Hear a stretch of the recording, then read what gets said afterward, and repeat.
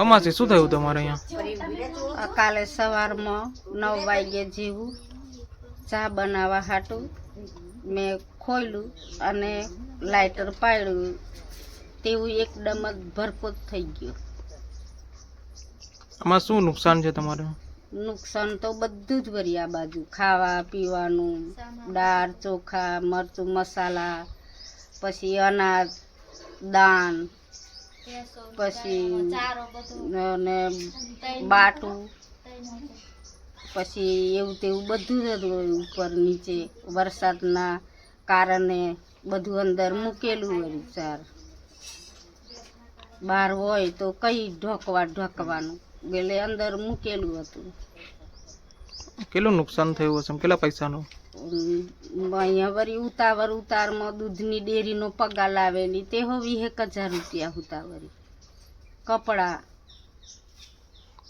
પહેરવાના નામ તેમ બધું, ટોપલા ટોપલીઓ તાટપતરીઓ વાસણ કુસન બધું જ વળી, ફ્રીજ પંખા.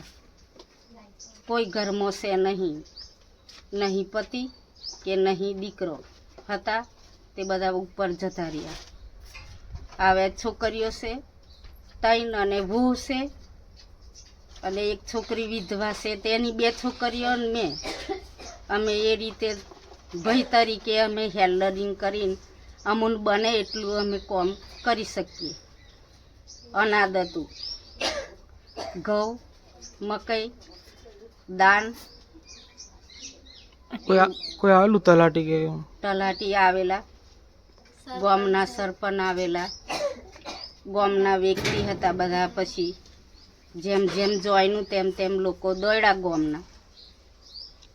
શું નામ તમારું? મારું નામ ભીખીબેન વિઠ્ઠલભાઈ.